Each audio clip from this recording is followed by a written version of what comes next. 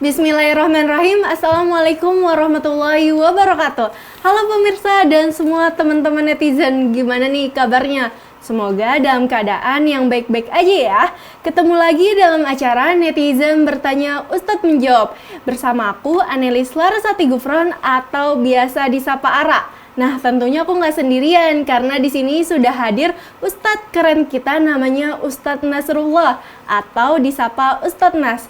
Halo Ustadz, Assalamualaikum. Waalaikumsalam warahmatullahi wabarakatuh, Mbak Ara. Gimana nih kabarnya Ustadz? Alhamdulillah baik, Mbak Ara bagaimana? Alhamdulillah baik. Ustadz udah siap belum nih share ilmunya kepada pemirsa TV-mu? Siap, insya Allah. Oke, baik. Nah pemirsa disimak baik-baik ya, karena kita bakal belajar dengan cara yang asik dan tentunya menyenangkan dengan menyapa dan mendengarkan video-video pertanyaan netizen yang sudah dikirimkan ke Instagram kita. Oh iya, jangan lupa ya untuk follow Instagram kita @netizenbertanya-tvmu. Dan kita juga mengajak semua pemirsa, baik orang tua, mahasiswa, semuanya bisa mengirimkan video pertanyaannya ke Instagram kita. Nah, kali ini kita mau bahas dengan tema ikut tahun baru boleh nggak sih? Nah, karena sebentar lagi nih tahun 2025. Dan banyak polemik nih, boleh nggak sih kita sebagai umat Islam ikut perayaan tahun baru? Dan kita juga sudah menerima video-video pertanyaan netizen yang sudah dikirimkan ke Instagram kita. Langsung aja yuk kita simak berikut ini. Assalamualaikum warahmatullahi wabarakatuh. Saya Nabila Safa Albar, mahasiswa Universitas Muhammadiyah Jakarta. Di sini saya ingin bertanya Ustadz, apakah boleh seorang muslim mengikuti tradisi pesta kembang api atau berkumpul pada malam tahun baru? Terima kasih. Wassalamualaikum warahmatullahi wabarakatuh.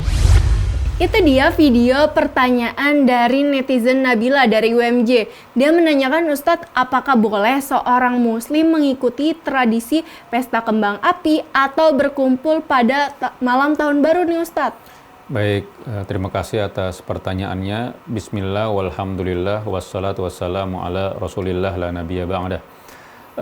Terkait dengan spesifik ya pertanyaannya, merayakan ya malam tahun baru itu memang hukumnya sebagaimana kaidah ya fikih pada umumnya, al-hukmu yaduru ma'al illah wujuban wa adaman. Wujudan wa adaman. Jadi namanya hukum itu selalu berkelindan dengan sebabnya, dengan substansinya dimanapun ia berada, begitu kan. Artinya dalam hal ini kita perlu melihat pertama bahwa tentu saja peringatan segala macam perayaan tahun baru itu tidak ada gitu ya, tidak pernah dilakukan ya di masa Nabi SAW, termasuk ya Hijriah, karena Hijriah sendiri kan diformulasikan setelah Nabi wafat begitu ya, tahun baru itu ya kayak gitu. Tetapi segala macam perayaan pada umumnya di luar dua hari raya umat Islam itu, Idul Fitri, Idul Adha itu tidak ada. Jadi kuncinya adalah hari besar umat Islam menurut Nabi adalah Idul Fitri dan Idul Adha. Namanya Id itu begitu gitu. Nah, sekarang kan banyak sekali kan hari besar keagamaan, hari besar umat Islam. Nah, itu karena juga ada hari-hari besar yang lain, dan peringatan-peringatan seperti ini termasuk tidak hanya tahun baru Miladiah, tahun baru Masehi, tetapi tahun baru Hijriah juga diperingati kayak gitu. Tetapi pada intinya adalah mungkin itu adalah bagian dari mana zaman ini berkembang begitu ya, konteks itu berkembang kayak gitu. Jadi yang sebelumnya tidak ada menjadi ada. Pada akhirnya ini yang membuat kita untuk kembali kepada isinya, kepada substansinya tentang suatu hal tersebut ya, termasuk merayakan tahun baru itu.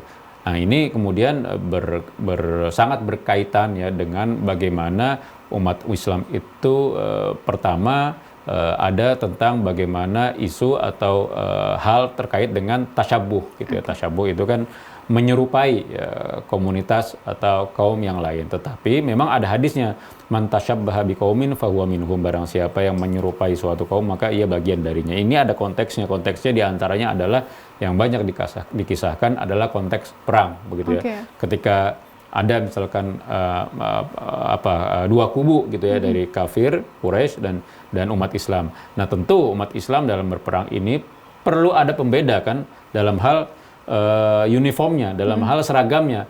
Kalau sama ya dianggap dari mereka. Nah, inilah muncul jangan menyerupai pakaian mereka gitu, sehingga kemudian nanti bisa membedakan mana kawan mana lawan gitu ya.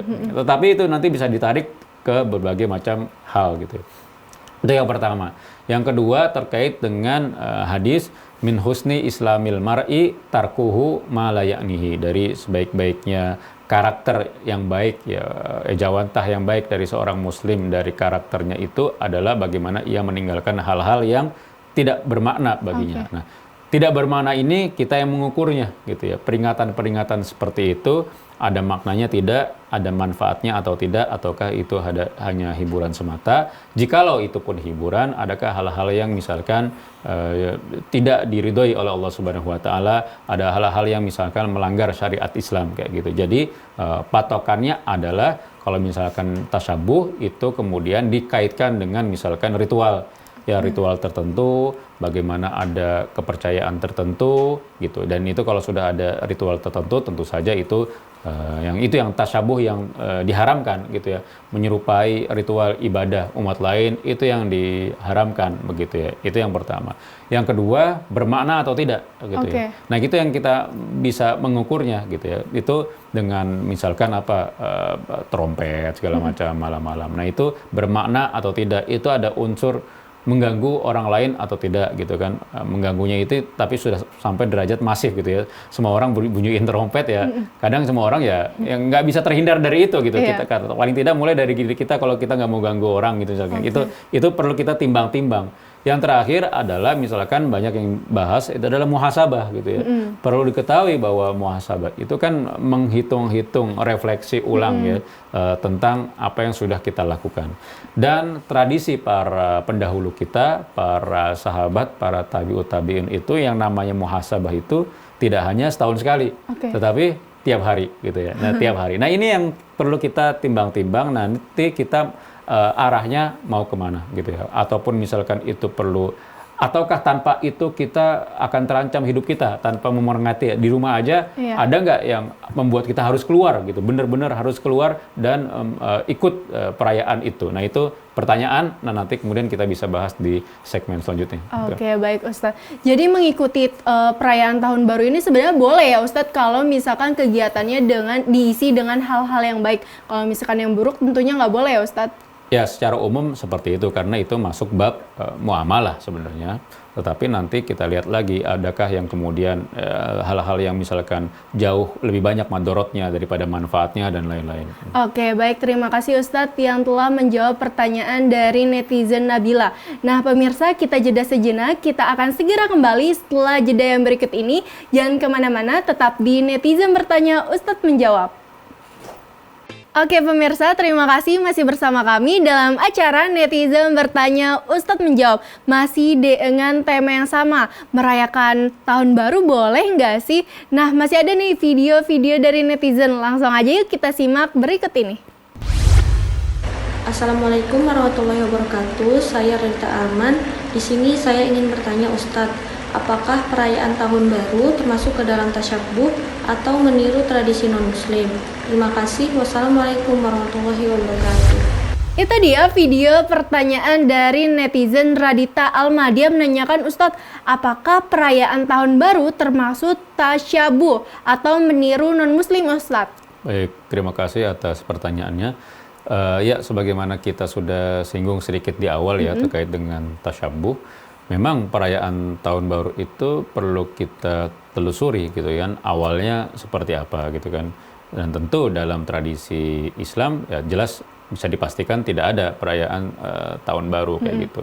Jadi yang ada adalah bukan merayakan tetapi ya menghitung-hitung, muhasabah, refleksi itu kan bahkan sedih gitu ya, sedih ketika berganti tahun tapi kemudian amal kita sedikit gitu. Nah, itulah apa yang dilakukan oleh para sahabat gitu, termasuk misalkan sahabat Ibnu Mas'ud itu pernah mengatakan dia manadim tu syai'an gitu, kata Ibnu Mas'ud, ala nadami yauman gharabat syamsuhu naqasa fihi ajali walam yazid fihi amali. Jadi kata Ibnu Mas'ud itu, aku tidak pernah menyesal gitu ya, sepenyesalanku terhadap hari di mana matahari itu terbenam, maksudnya berganti hari, Akan tetapi di situ umurku berkurang, artinya orang yang jatah umurnya katakanlah 60 berkati hari, berarti kan nanti tinggal 59 berapa hari gitu ya umurnya.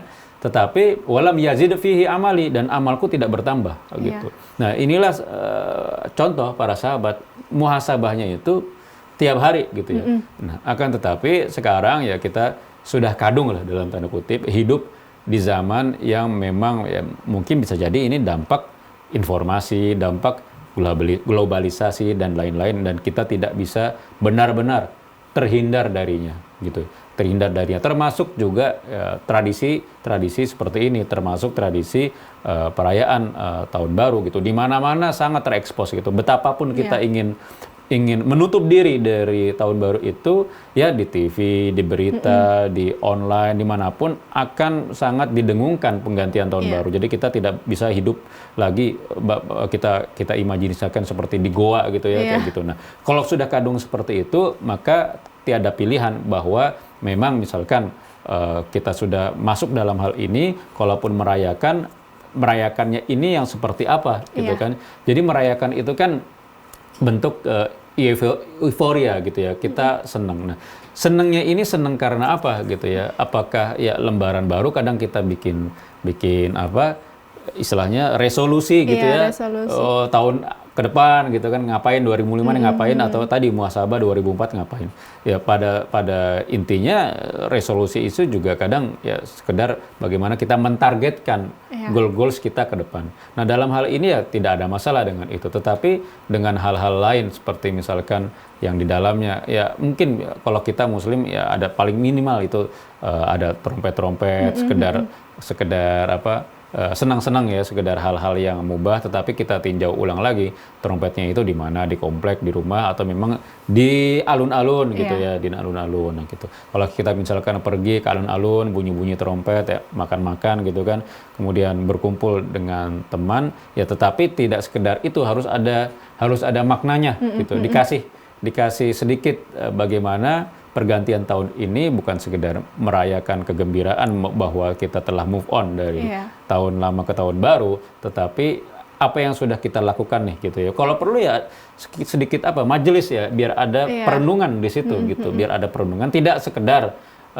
yang mubah-mubah tadi, trompet atau makan atau jumpa dengan kawan, tetapi ada semacam refleksi ya dilakukan secara bersama-sama begitu. Jadi tidak hampa begitu saja. Oke, gitu. jadi bukan cuman ikut tahun baru doang ya, tapi dijadikan sebagai muhasabah dan membuat target-target baru ya, seperti itu ya Ustadz. Iya, sejatinya idealnya begitu gitu, karena kita sudah tidak bisa benar-benar, kalau memang mau benar-benar di rumah itu lebih utama gitu ya. Lebih di rumah itu lebih utama karena muhasabah di rumah juga bisa gitu ya. Tetapi kalau kadang kan ada aja ingin menggunakan momentum itu dengan segala macam yang jarang-jarang setahun sekali, atau makanan-makanan yang kadang kuliner, wisata kuliner kayak gitu kan. Nah, tetapi itu perlu kemudian dikemas gitu ya dengan hal yang kiranya sangat bermakna gitu. Di antaranya adalah bagaimana kita melakukan muhasabah tadi, ada refleksi ya ke depan. Oke, baik, terima kasih Ustadz telah menjawab pertanyaan dari netizen. Nah, pemirsa masih ada nih selanjutnya video dari netizen, langsung aja yuk kita simak berikut ini. Bismillahirrahmanirrahim. Assalamualaikum warahmatullahi wabarakatuh. Sebelumnya izin perkenalkan, nama saya Putri Sabila. Mohon izin bertanya Ustadz, bagaimana cara umat Islam menjaga nilai-nilai keislaman dalam tradisi perayaan Tahun Baru yang umum dilakukan masyarakat? Baik, terima kasih. Wassalamualaikum warahmatullahi wabarakatuh. Itu dia video dari pertanyaan netizen Putri Sabila. Dia menanyakan, Ustadz, gimana cara umat Islam menjaga keislaman dalam tradisi perayaan Tahun Baru yang umum dilakukan masyarakat, Ustadz?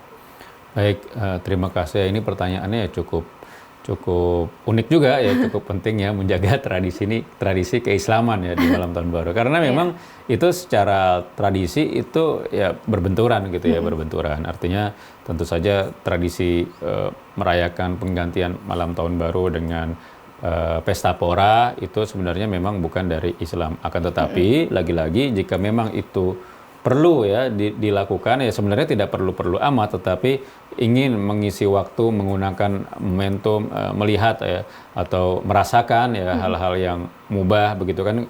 Maksudnya merayakan tahun baru itu apa sih? Merayakan tahun baru kan kadang orang ya sebatas misalkan ya keluar terutama di jam-jam ya penggantian tahunnya itu kan, misalkan ya sampai jam 12.00 gitu kan, kemudian trompet segala macam kan gitu ya. Kalau sekedar merasakan ya tentu saja hal ini mubah dalam artian tadi perlu ditimbang aspek-aspek adakah yang melanggar syariat Islam atau tidak di komunitas atau ruang itu. Kiranya dalam ruang-ruang terbuka ya bisa saja ada hal-hal yang melanggar syariat Islam, misalkan maksudnya disertai dengan minum-minum ya, disertai dengan hal-hal yang buruk begitu. Akan tetapi paling tidak misalkan ya kalau kita tetap mau ada momentum seperti itu komunitas terkecil misalkan organisasi kita gitu kan, malam tahun baru nobar ya, nobar nontonnya apa misalkan Sang Pencerah gitu ya. Nah setelah itu kita refleksi nih perjalanan organisasi kita selama ini bagaimana, ke depan mau apa. Nah itu diantara yang saya kira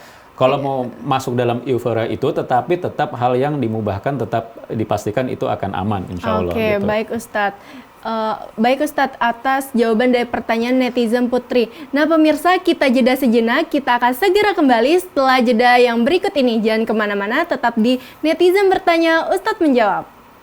Nah pemirsa, terima kasih masih bersama kami dalam acara Netizen Bertanya Ustadz Menjawab. Masih dengan tema yang sama, merayakan tahun baru itu boleh nggak sih? Nah masih ada nih video dari netizen, langsung aja yuk kita simak berikut ini.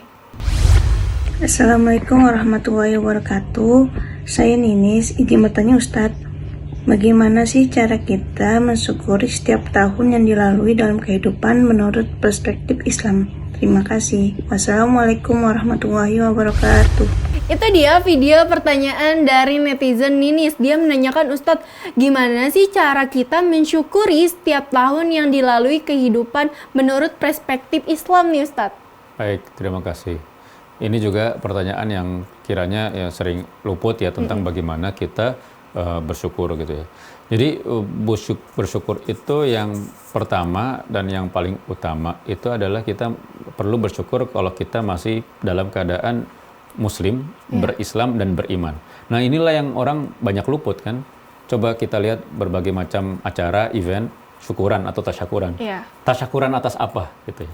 Adakah tasyakuran kebanyakan ya entah lulus apa, tasyakuran misalkan dapat apa, tasyakuran dapat durian runtuh gitu ya. Jarang tasyakuran atas iman kita gitu ya. Tasyakuran atas Islam kita gitu ya. Jadi ini yang perlu kita refleksikan ya. Jadi kita perlu tasyakuran, misalkan ngundang makan orang, ngundang makan kawan-kawan organisasi tasyakuran. Tasyakuran ada momen apa bro gitu kan? Momen kita alhamdulillah masih muslim, masih beriman. Nah itu jarang-jarang gitu. Nah ini maksudnya, nah itulah diantara yang bagaimana, karena apa, kalau kita masih muslim, masih beriman, itu paling tidak kita sudah dapat misalkan satu langkah ya, kita diberi keselamatan gitu ya. Artinya keimanan kita, keislaman kita itu alhamdulillah masih bersyahadat. Selanjutnya adalah bagaimana kita bisa merawat Islam kita dan iman kita itu bisa penuhi itu dengan langkah-langkah yang baik, dengan bagaimana tidak hanya baik untuk diri sendiri tetapi juga orang lain. Nah inilah bersyukur itu gitu ya. Jadi bersyukur bagaimana kita bisa memaknai apa yang kita punya, menggunakan apa yang kita punya, entah harta, entah pikiran, entah daya, tenaga kita untuk hal-hal yang baik ya, tidak hanya untuk kita tapi juga untuk sesama. Nah itulah diantaranya bisa kita wujudkan, misalkan kalau teman-teman aktivis ya, organisasi atau punya peran apapun di komunitas, itu bisa dilakukan dan itulah bentuk syukur juga yang sebenarnya. Jadi syukur tentu saja selain berbagi, selain juga meningkatkan kualitas hablun minallah kita, hablun minannasnya juga perlu ditunjukkan dengan syukur itu gitu ya. Jadi syukur itu sebenarnya ya juga tanpa syarat gitu kan, tanpa syarat apapun, tanpa dapat ketiban tadi rezeki nomplok segala macam, tanpa ada itu pun kita juga harus diminta untuk bersyukur ya kan gitu. Ada karenanya kita misalkan dapat hadiah rezeki itu kemudian bersyukur, itu tentu lebih lebih besar bagaimana kita berbaginya ya kan, artinya lebih kemudian berdampak begitu. Akan tetapi tanpa itu pun itu juga harus menjadikan kita bersyukur karena alhamdulillah masih diberikan sehat gitu kan, iman, Islam sehat, keluarga yang baik, dan itu saya kira perlu kita wujudkan dengan tahadduts bin nikmah gitu kan, dalam Al-Qur'an misalkan fahadits gitu, fa'ama bi ni'mati rabbika fahadits gitu, diminta untuk bisa menyampaikan, menyerukan tentang nikmat yang diberikan, dan nikmat itu lagi-lagi nikmat Islam, iman, dan kesehatan yang kiranya itu mahkota yang tidak bisa dilihat oleh orang kecuali orang yang sakit. Orang sakit itu ingin sekali melihat orang yang sehat. Nah, kalau selama kita sehat, dan disitulah kita bersyukur dengan menjaga misalkan kesehatan, dengan menjaga tetap terus berolahraga, itu juga bagian dari bersyukur. Kita dititipi sehat, tetapi dengan itu pula kita merawat sehat kita. Jadi jangan rusak itu dengan hal-hal yang aktivitas yang merusak juga, terutama konsumsi yang merusak, kiranya gitu. Jadi bersyukur itu bukan cuman kita memberi harta kita, tapi masih banyak lagi ya cara-cara untuk bersyukur ya Ustadz. Oke, baik Ustadz, terima kasih atas jawaban dari pertanyaan netizen Ninis. Dan pemirsa, masih ada nih video pertanyaan terakhir dari netizen. Langsung aja yuk kita simak berikut ini. Assalamualaikum warahmatullahi wabarakatuh. Perkenalkan, saya Fitria Nurul Azizah dari Universitas Muhammadiyah Jakarta. Izin bertanya Ustadz, apakah ketika kita sedang menghadiri perayaan tahun baru itu dianggap sebagai dukungan terhadap praktik yang tidak islami? Terima kasih. Itu dia video pertanyaan dari netizen Fitria dari UMJ. Dia menanyakan, Ustadz, apakah saat kita sedang menghadiri perayaan tahun baru itu dianggap sebagai dukungan terhadap praktik yang tidak islami, Ustadz? Baik, terima kasih. Secara cepat gitu jawabannya tidak mesti begitu gitu ya, tidak mesti begitu, karena memang patokannya adalah apa yang kita lakukan gitu ya, apa yang kita lakukan dan apa juga sebenarnya yang dilakukan orang-orang di tempat itu gitu ya. Artinya begini, itu hukum awalnya adalah lagi-lagi netral ya, mubah ya, melainkan di situ nanti ada hal-hal yang dilarang. Nah, kesan mubah itu adalah ketika misalkan ada kesan nggak gitu, paling tidak mengukurnya gitu ya. Ketika kita bergabung dalam suatu momen, suatu event, apakah itu momen yang ketika kita misalkan katakanlah ya, mohon maaf gitu, misalkan dicabut nyawanya di komunitas tersebut, dalam perayaan tersebut, apakah bisa dibilang husnul khotimah atau sebaliknya su'ul khotimah, atau kemudian netral-netral saja gitu ya. Kalau misalkan itu bisa dianggap bahwa netral, tentu saja itu mubah. Kalau husnul khotimah itu lebih baik. Kalau su'ul khotimah itu sebaliknya, begitu gitu. Artinya gini, seperti misalkan kita tadi merayakan dalam tanda kutip menggunakan momentum tahun baru karena besoknya sebenarnya libur misalkan kan. Jadi merayakan bukan merayakan gimana pesta pora, tetapi merayakannya dengan para sahabat, aktivis, organisasi di masjid misalkan, nobar sang pencerah, kemudian ada reviewnya gitu. Kemudian dicabut nyawa kita malam itu. Nah, itu bisa dibilang husnul khotimah atau su'ul khotimah gitu kan. Tentu kalau yang tadi di masjid kita nobar yang baik-baik itu husnul khotimah. Nah, akan tetapi perayaan misalkan di alun-alun gitu ya. Nah, itu mungkin husnul khotimah enggak, tapi apakah itu netral gitu? Netral gitu. Jadi tidak husnul tapi tidak juga su'ul khotimah. Ya, netral artinya kita juga tidak bisa menjudge kalau kita tidak melakukan hal-hal yang dilarang Allah. Kalau juga di sekitarnya itu orang yang mungkin sebatas makan-makan gitu ya, kumpul-kumpul ya trompet karena itu mungkin ya tidak mengganggu orang karena di alun-alun gitu ya. Nah, itu. Tetapi kalau su'ul ya lebih parah dari itu sudah ada yang misalkan pesta narkoba segala macam yang menyelisihi dari prinsip-prinsip agama Islam itu sendiri. Oke, baik Ustadz. Terakhir Ustadz, kasih pesan untuk pemirsa TV-mu tentang tema kita kali ini Ustadz. Baik, terima kasih pemirsa TV-mu yang berbahagia. Alhamdulillah kita sudah mendapat gitu ya kesempatan untuk misalkan nanti di akhir tahun untuk bisa mengalami penggantian tahun Masehi. Semoga kita diberi kemudahan, dilancarkan oleh Allah dan keberkahan bagaimana di tahun depan, kepanjangan umur dan keberkahan hidup, sehingga kita bisa melakukan hal-hal yang lebih baik dari tahun-tahun sebelumnya. Kiranya dengan muhasabah inilah yang perlu kita terus garis bawahi, yang perlu kita terus tekankan agar kiranya pergantian hari-hari kita, penggantian bulan-bulan kita, tahun-tahun kita itu selalu menuju arah yang lebih baik dan arah yang lebih diridhoi oleh Allah Subhanahu wa Ta'ala. Oke, baik, terima kasih Ustadz yang udah sharing ilmunya dan menjawab pertanyaan-pertanyaan netizen. Dan pemirsa, terima kasih banyak telah menyaksikan acara Netizen Bertanya Ustadz Menjawab dari awal sampai akhir. Dan izinkan aku, Anelis Larasati Gufron, bersama Ustadz Nasrullah dan seluruh kerabat yang bertugas undur diri. Syukron semua. Assalamualaikum warahmatullahi wabarakatuh.